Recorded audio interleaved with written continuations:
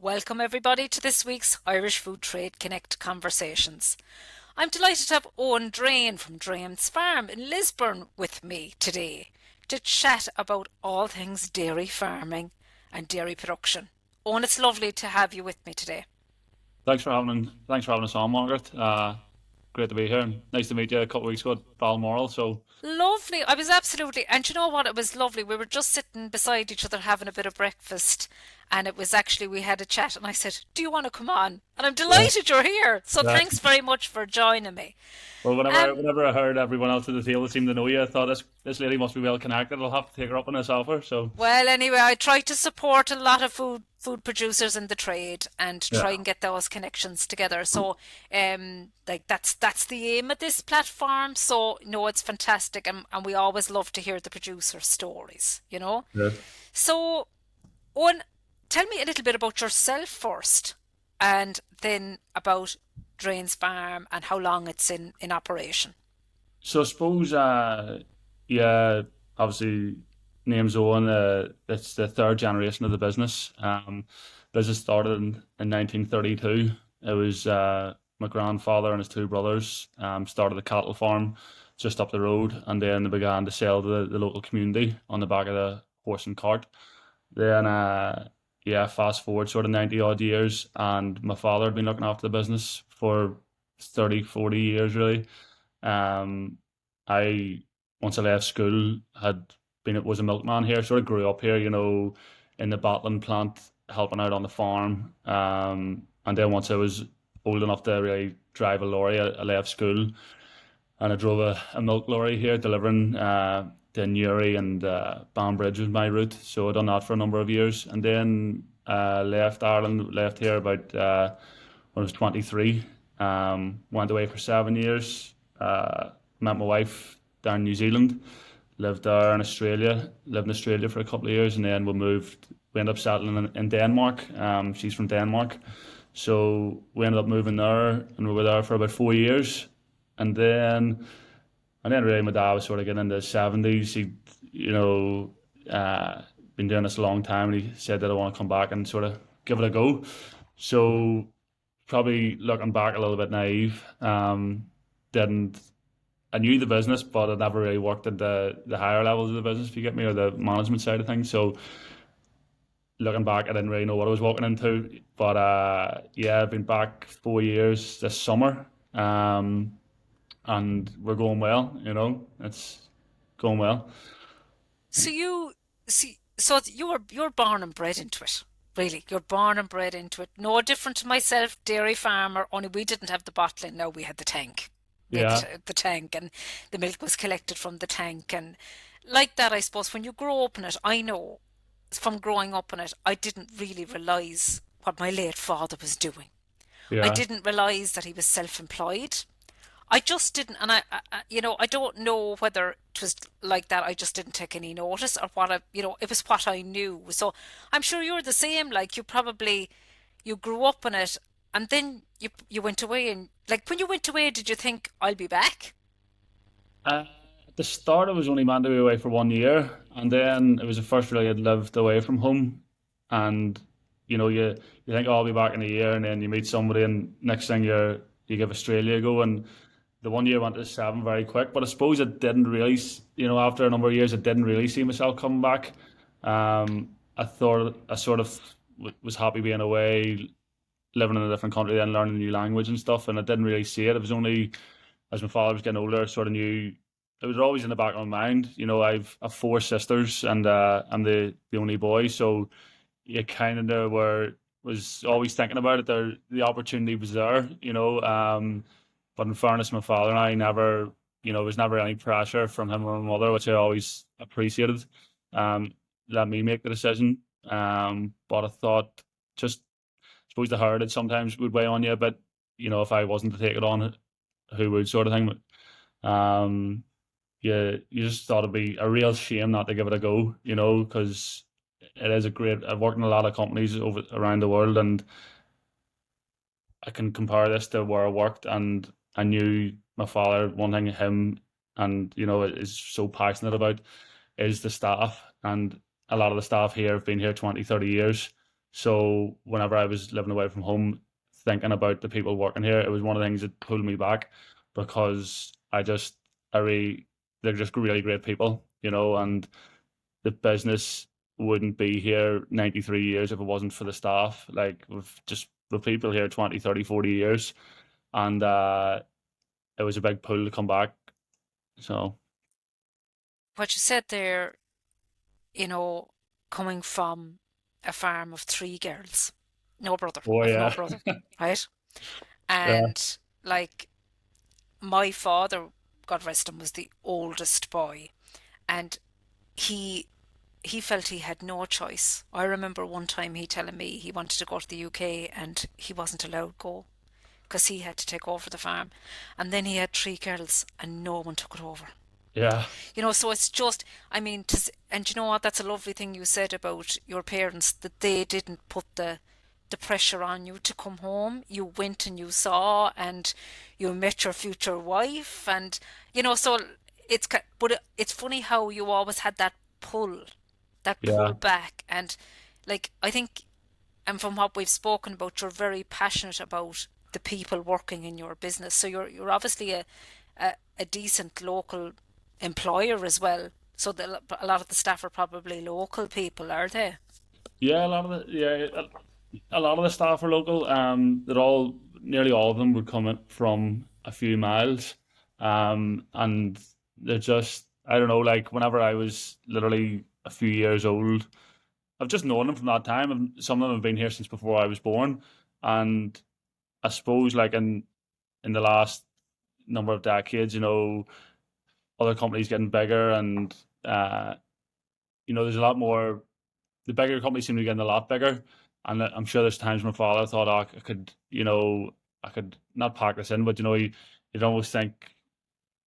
I just know that one thing that drives us is the staff. That we wouldn't want somebody else to come and take this on because we have a real passion for giving them the best, and I think that's done through the family and not through a big, corporate giant sort of thing. So it's one thing we pride ourselves on is like just I know it's not like there's hundreds of people here, it's about 45 people here, but it's we know everybody quite intimately. You know them, the most of them, about their families, their kids, and I think that's one thing I find here we're quite personable, which I think is great. I've just worked for different employers and it didn't seem to you just seemed like a number. And I always thought if I ever go home to my family business, I hope that people aren't going to think of themselves as just a number. They're going to know that we actually care about them. So that's one thing that definitely drives me. I know a lot of companies focus on the profitability on everything, and about the customers. And don't get me wrong, the customers are equally as important. But I think the putting a big emphasis on the staff. At the end of the day, they're the ones keeping everything moving. Is really important. Yeah, and often the staff, no, the staff, some in many family businesses which I've seen, is the staff. It's more than just a job to them. Then, Yeah, they know the level of care is there, and especially from a business that has kind of started small and has grown all the way up, and that person has been with that business through thick and thin.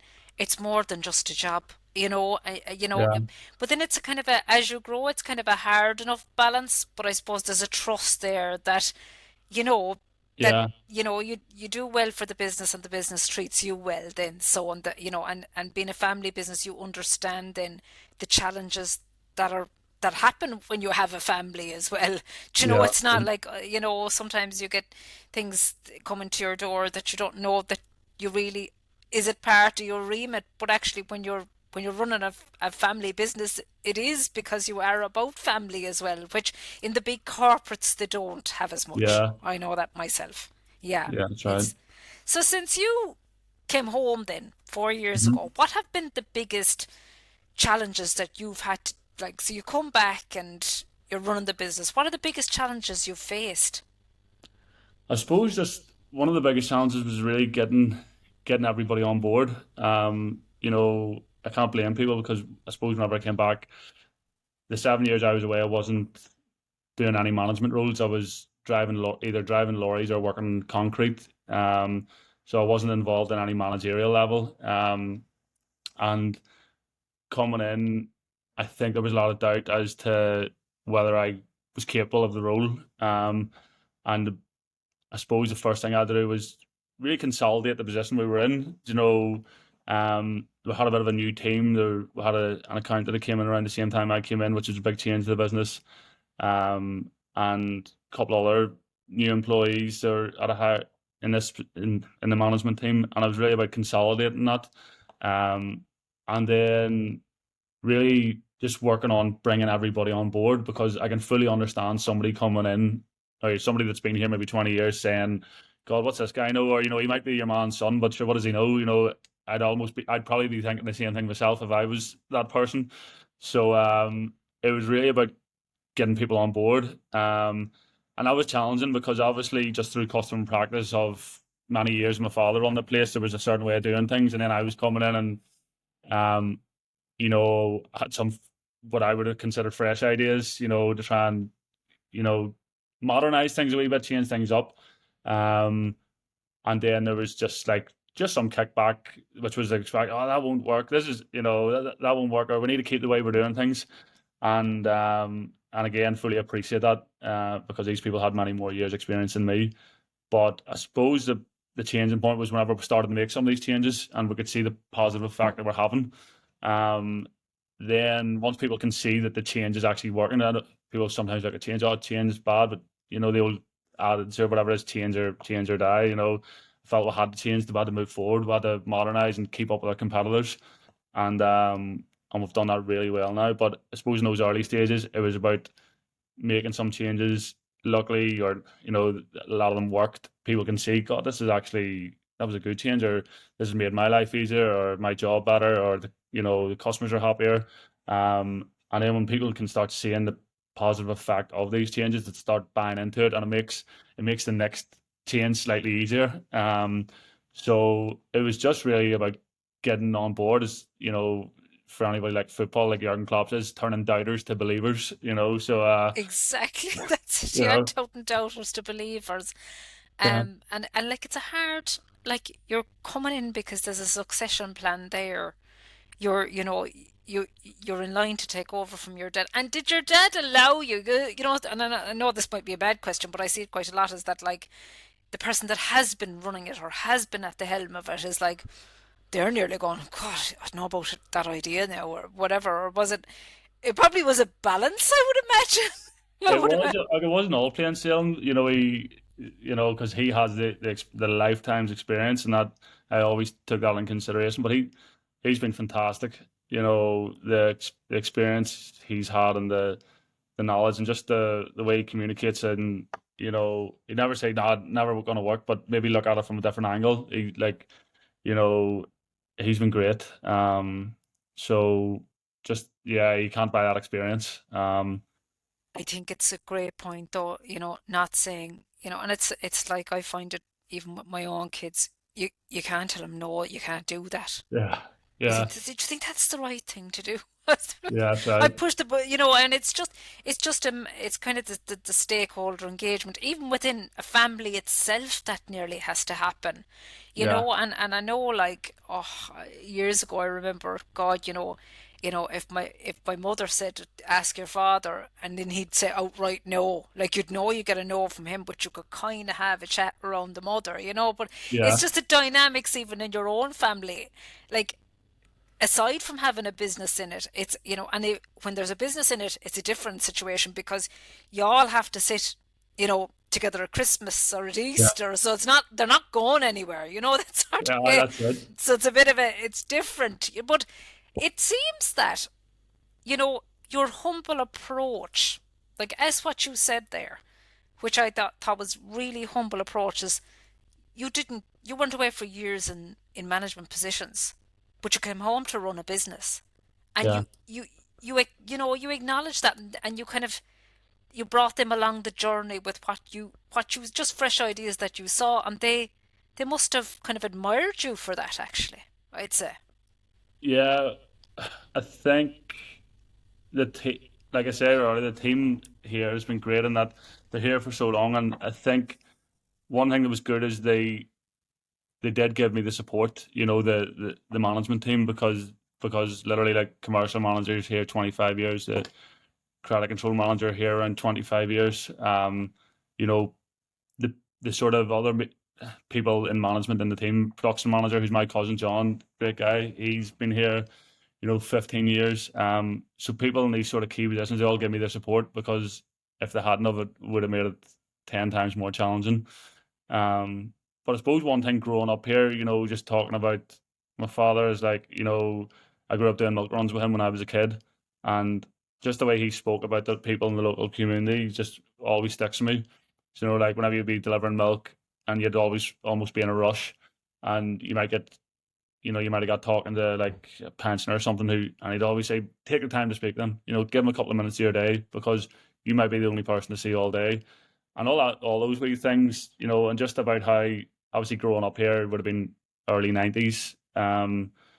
And it wasn't the place it is today, that way. But just the way, the respect he had for everybody in the community, and just about how, to serve the customer, doesn't matter what walk of life they come from, or creed, or whatever. You just have to look after the customer and treat everybody with respect. And that's something that really stuck with me, and something, that I find is really important for our business as we grow, is to stay true to our principles, not to put profitability and, above all else. What's above all else is putting the customers and the people first, because I think when you do that right, obviously the numbers have to be right as well, or, but when you do that right, everything else sort of falls in line a lot easier. So, It does, and you brought me back there actually, because I grew up on a farm in the 90s, and I remember the postman used to come in and have the tea. Like, yeah, yeah, like that, there'd be elderly people living around, and I remember you'd go out, and we used to supply into Dairy Gold at the time. The Dairy Gold driver, he'd be outside, and I'd be often going, "Geez, how long more is he going to spend talking to my father out there?"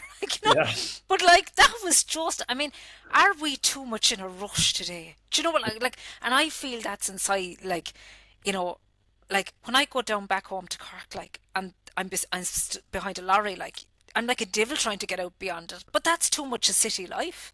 That's yeah, exactly what it is. yeah, It's just the difference.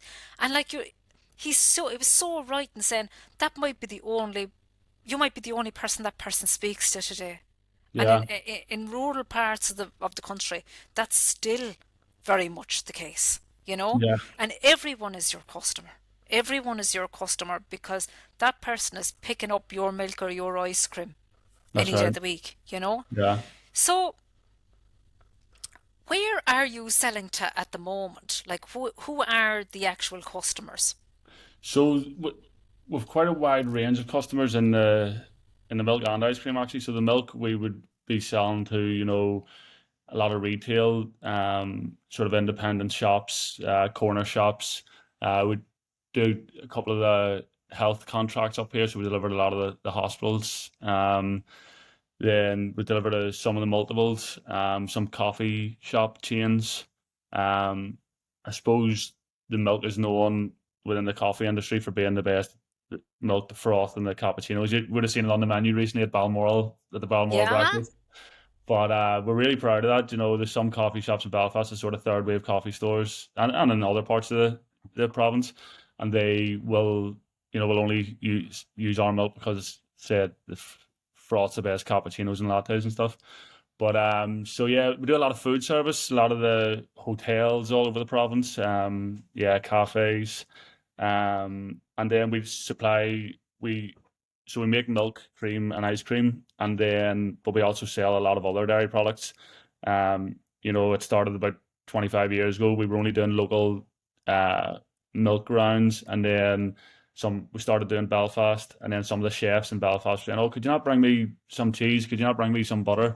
And the first delivery done to Belfast was, I think, it was in somebody's boot, throwing it down the road to Belfast. Now everything's obviously in the back oh, of I know. fridges, so don't do that anymore. But what they call, things have grown lots since then. Now that's sort of all of those additional resale products, as we'd call them.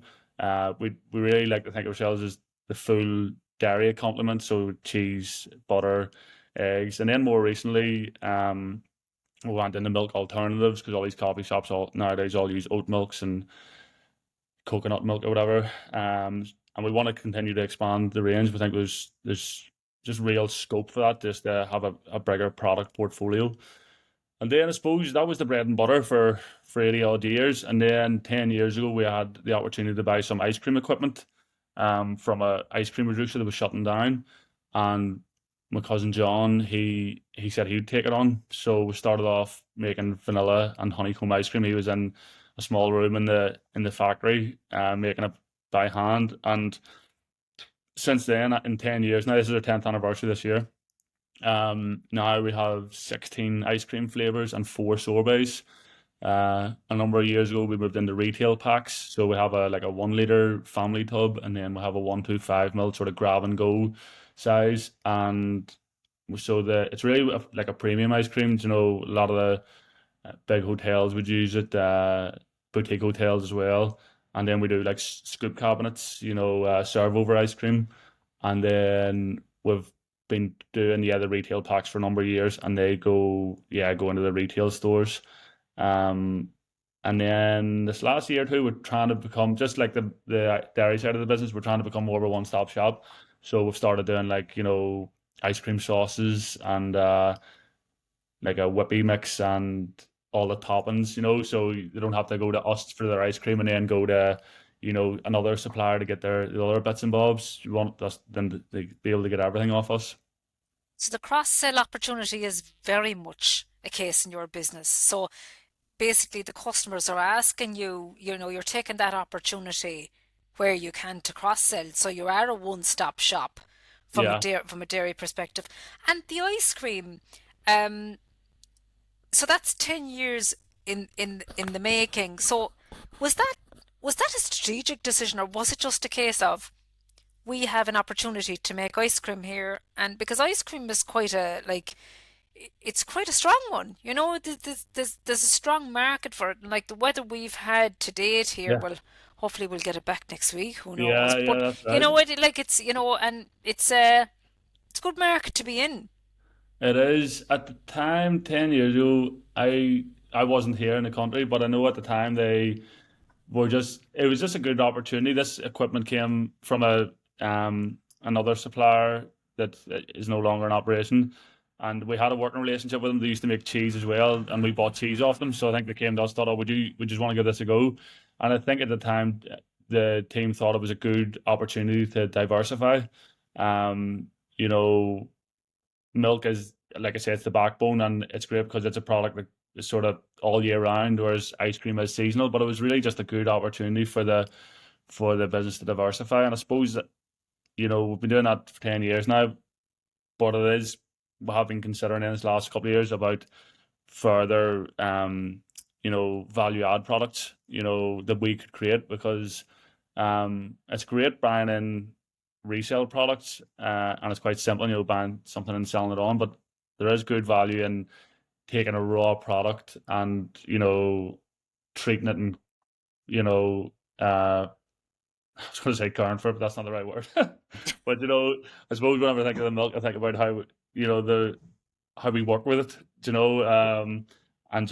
and you can really add value to it. So Yeah, because it's the core, and it's what you bring from the core. It's like putting the flavorings in the ice cream. I mean, yeah, when you think about it, like how many people buy vanilla versus all we have. And I've seen like, and actually we were only talking that I was passing Dublin, like the road to Dublin Airport there last week, and I called into Keeling's Farm Shop for a cup of coffee, and I look at the planes, and what did I see? A big fridge of Draynes ice cream. So that's like, so anyone that's passing the airport or heading to the airport, your ice cream is available in Keeling's Farm Shop, which is fantastic.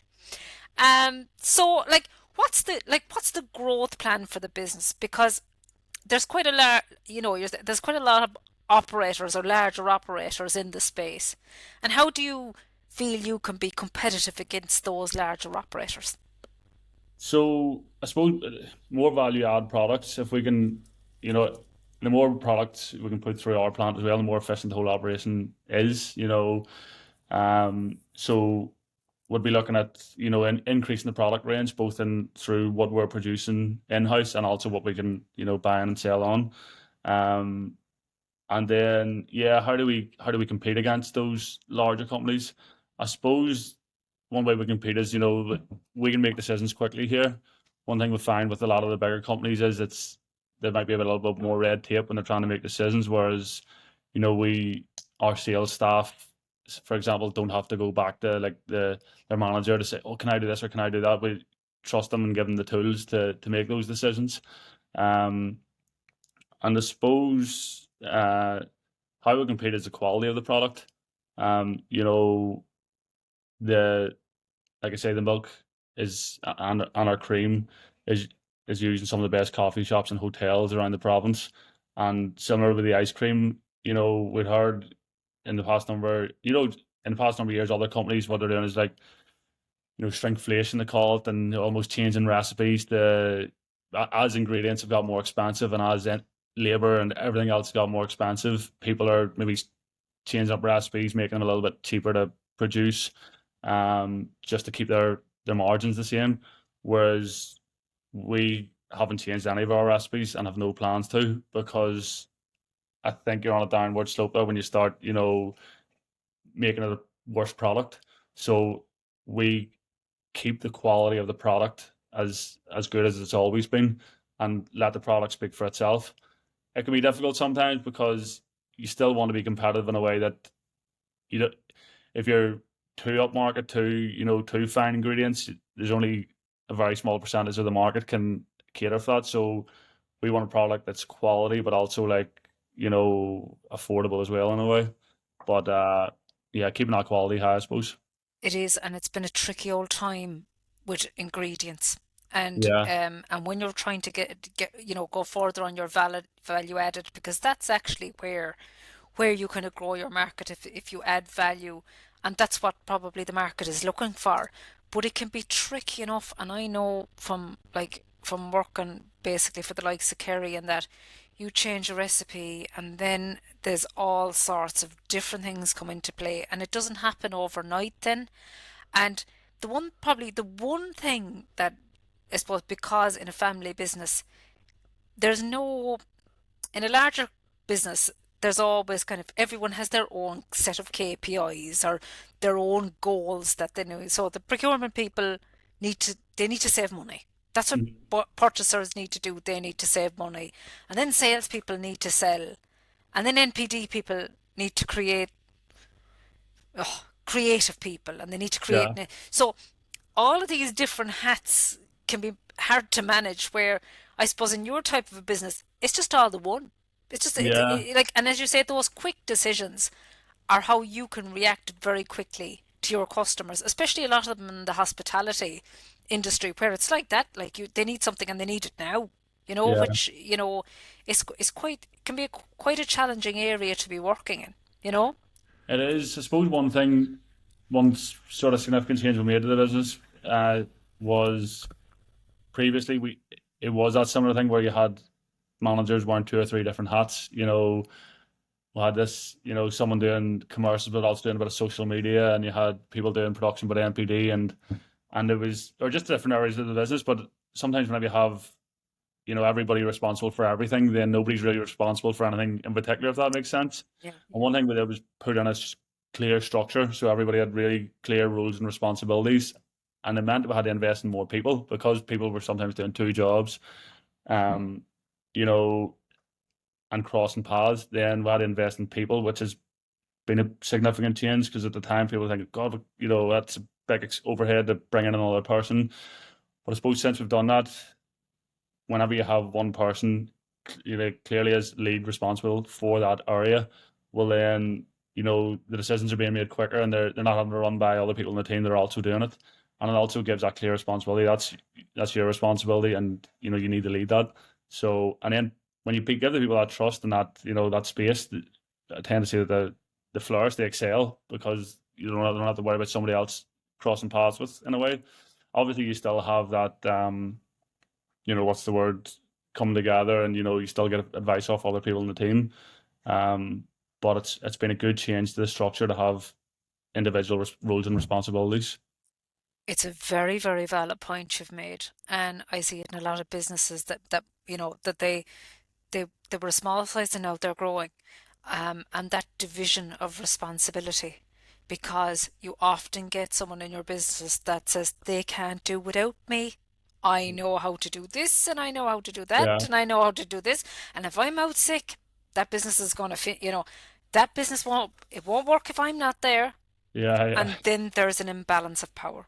So yeah, that governance piece, that division of responsibility is very, very important. And fair play, because it's a big decision to invest in human resources, yeah. in people. It's a big decision, but it does pay back because um I've often seen it.